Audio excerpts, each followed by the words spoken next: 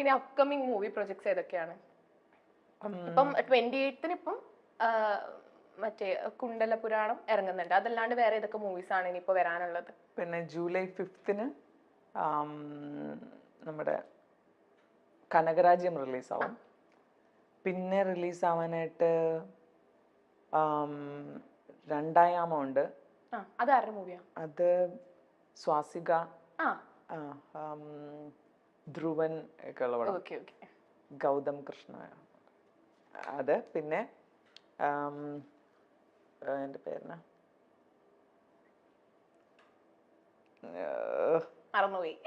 ചേരയുണ്ട്. ചേരയൊക്കെ ഇനി എപ്പോഴാണെന്ന് അറിയത്തില്ല. പിന്നെ വികാരം. പിന്നെ വേറെ ഇപ്പൊ ഒരെണ്ണം ചെയ്തായിരുന്നു, അഭിലാഷ് പിള്ളയുടെ സ്ക്രിപ്റ്റിലുള്ള ഒരെണ്ണം ചെയ്തു. ആണോ? ആനന്ദ് ശ്രീബാല. ഓ നൈസ് നൈസ്. അതിലൊക്കെ ചെറിയ ചെറിയ സാധനം റോളാണ്. അപ്പൊ എല്ലാവരുടെ ലൈഫിൽ ഒരുപാട് ട്രോമാസ് ഉണ്ടായിട്ടുണ്ടാവൂലേ? ചേച്ചിയുടെ ലൈഫിൽ അങ്ങനത്തെ എന്തെങ്കിലും ട്രോമാസ് എന്തെങ്കിലും ഉണ്ടായിട്ടുണ്ടോ? ശരിക്കല്ലേ ട്രോമയാ ചോദിച്ചത്. ഇത് ശരിക്കും സിനിമയുടെ പ്രൊമോഷൻ അല്ലേ? ഏത് സിനിമയുടെ പ്രൊമോഷൻ? കുണ്ടലപുരാണം. അപ്പൊ അത് ചോദിച്ചാ പോരെ? ആവശ്യമില്ലാത്ത ചോദ്യങ്ങൾ ചോദിക്കണ്ടല്ലോ. ഇല്ല, ചോദിച്ചെന്നുള്ളൂ. ചോദിക്കണ്ട. സോറി ചേച്ചി. ചേച്ചി ചേച്ചിക്ക് പറഞ്ഞ കംഫർട്ടബിൾ ആണെങ്കിൽ പറഞ്ഞാൽ മതി, അല്ലെങ്കിൽ നമുക്ക് അടുത്ത ക്വസ്റ്റ്യനിലോട്ട് പോവാം. കംഫർട്ടല്ല. ചേച്ചി ലൈഫിൽ ഉണ്ടായിരുന്ന എന്തെങ്കിലും ട്രോമാസ് ഉണ്ടാവില്ല നമുക്ക് ലൈഫിൽ? ഒരുപാട് പേർക്ക് നമുക്ക് എല്ലാവർക്കും എനിക്ക് മനസ്സിലാവത്തില്ലേ? പിന്നെ ട്രോമ ഇല്ലാത്ത ആൾക്കാർ ആരെങ്കിലും ഉണ്ടോ? അതെല്ലാരുടെ ലൈഫിലും ട്രോമാസ് ഉണ്ടാവും. ചോദിക്കണ്ട. മഞ്ജുവിനെ വിളിച്ച്.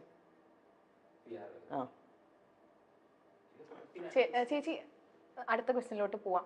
സോറി, എന്റെ ഭാഗത്തുനിന്ന് എന്തെങ്കിലും സോറി.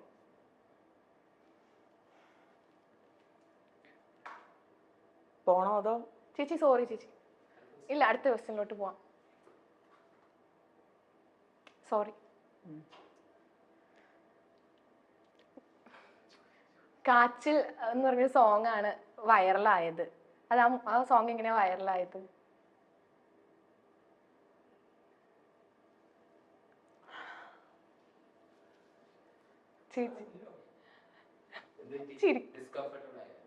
സോറി ചേച്ചി.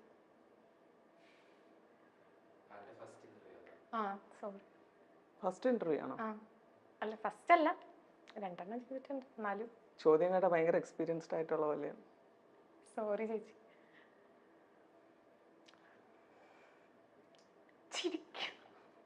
പേടിച്ചോ? ചെറുതായിട്ട്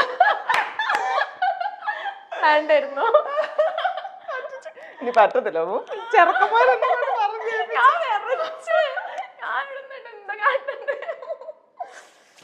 നോക്ക്, ഇവിടൊക്കെ ചൂടായി. അയ്യോടാ പാവം വെച്ച്. ഇതിന് ഞാൻ അതുകൊണ്ട് പറഞ്ഞ അതിനെ കണ്ടതിന് ചോദിക്കാൻ പോലും തോന്നില്ല. ആൾക്കാരിപ്പൊ എന്നെ ചീത്ത പറയും. ഞാൻ പഠിച്ചൊക്കെ മറന്നുപോയാ. ഇനി എന്താ ചോദിക്കാം? ആൾക്കാർ ഇവിടെ ആരും അവളങ്ങോട്ട് വന്നതേ ഉള്ളു. അതിനിപ്പോ ആ കൊച്ചിനെ പേടിപ്പിച്ചു കണ്ടില്ല. ആൾക്കാർ എന്നെ ചീത്ത പറയും. ഞാൻ പറഞ്ഞു ഇവരോട് വേണ്ട വേണ്ട വേണ്ട ചോദിക്കണ്ട, വേണ്ട, ആ കൊച്ചിനെ ഒന്ന് പേടിപ്പിച്ചു കിട്ടത്. എന്താ നീ സിനിമയിൽ കയറി കേട്ടോ.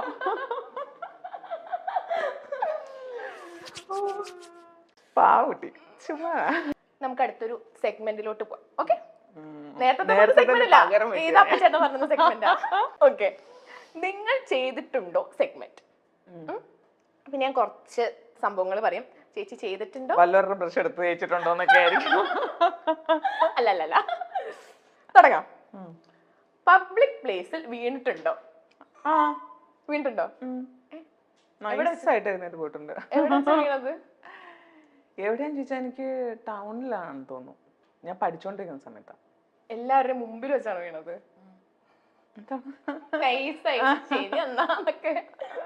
ഇല്ല, എന്നെ ഒരു കാര്യം എന്നറിയോ, ഞാൻ വീണാലും മറ്റുള്ളവർ വീണാലും ഞാൻ ചിരിക്കും. ഞാൻ വീണെടുത്ത് കിടന്ന് ഭയങ്കര ചിരിയായിരുന്നു. ഞാനും അങ്ങനെയാ.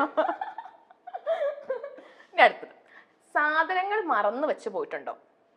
അതേ ഉള്ളൂ, എപ്പോഴും. എന്റെ അമ്മയ്ക്കൊക്കെ പേടിയാ എന്റെ കയ്യിലെ സാധനം. മോനെ അത് കയ്യിലിരിപ്പുണ്ടേ, മോനെ മോനെ മറക്കല്ലേ ഇങ്ങനെ പറഞ്ഞുകൊണ്ട് വരും. മിക്കവാറും പേഴ്സ്. അതിപ്പോ കഴിഞ്ഞ ദിവസം മിനിഞ്ഞാന്ന് ഞാൻ ബ്യൂട്ടി പാർലറിൽ പോയതാ. അന്ന് ആദ്യം പുതിയൊരു കടയായിരുന്നു.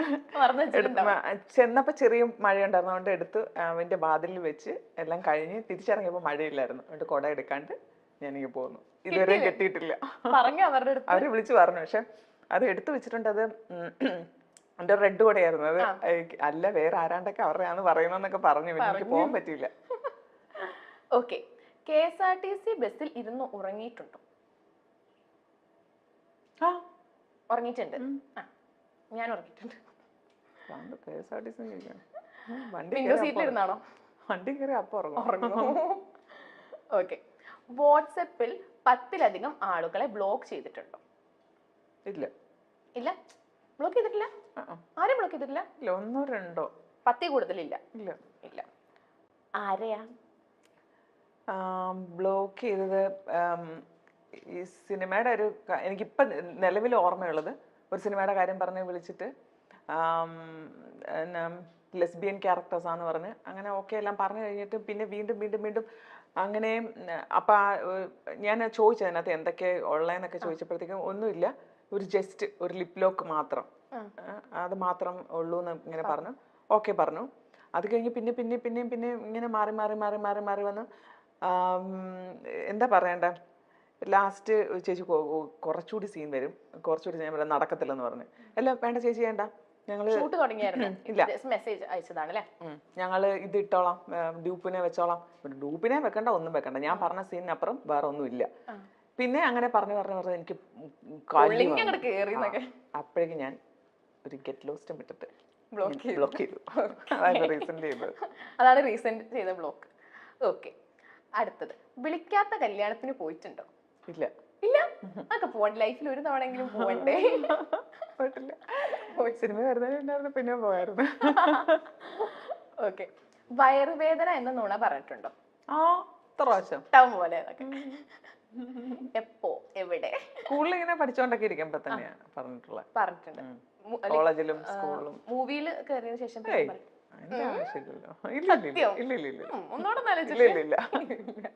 ഓക്കെ, സ്വന്തം ബന്ധുക്കൾ മരിച്ചു എന്ന് എവിടെയെങ്കിലും എക്സ്ക്യൂസ് പറഞ്ഞിട്ടുണ്ടോ? അമ്മൂമ്മനെ അപ്പൂപ്പനെയൊക്കെ കൊറേ കൊന്നിട്ടുണ്ടെന്നൊക്കെ. കൊറേ കേട്ടോ. പണ്ടാണോ?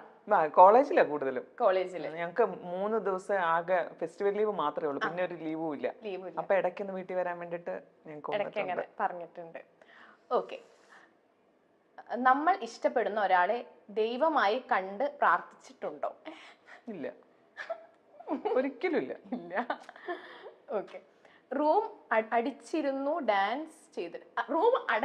ഡാൻസ് ചെയ്തിട്ടുണ്ടോ? തുറന്നിട്ടിട്ട് ഡാൻസ് ചിപ്സ് പോലെയുള്ള സ്നാക്സ് കണ്ട് വായിൽ വെള്ളം മൂറിയിട്ടുണ്ടോ? ചിപ്സ് ഒന്നും അങ്ങനെ പൊതുവെ വലിയ ഇഷ്ടമില്ല. മധുരമാണോ? എനിക്ക് ഇഷ്ടം. മധുരവും എനിക്ക് വലിയ ഇതില്ല. ഫ്രഞ്ച് മന്തിയാണല്ലേ? അല്ലല്ല, ഫ്രഞ്ച് ഫ്രൈസ് ഇല്ലേ, അതെനിക്ക് ഭയങ്കര ഫ്രഞ്ച് ഫ്രൈസ് ഭയങ്കര ഇഷ്ടമാണ്. ഓക്കെ, ഇനി അടുത്തൊരു ടാസ്ക്, കുണ്ടല പുരാണം മൂവിയെ പറ്റി ഒരു മിനിറ്റിൽ ഒരു പ്രസംഗം പറയണം. ഒരു മിനിറ്റിൽ ഒരു പ്രസംഗം. കുണ്ടല പുരാണം സന്തോഷ് പുതുക്കുന്ന ഡയറക്ടറാണിത് ഡയറക്റ്റ് ചെയ്തേക്കുന്നത്.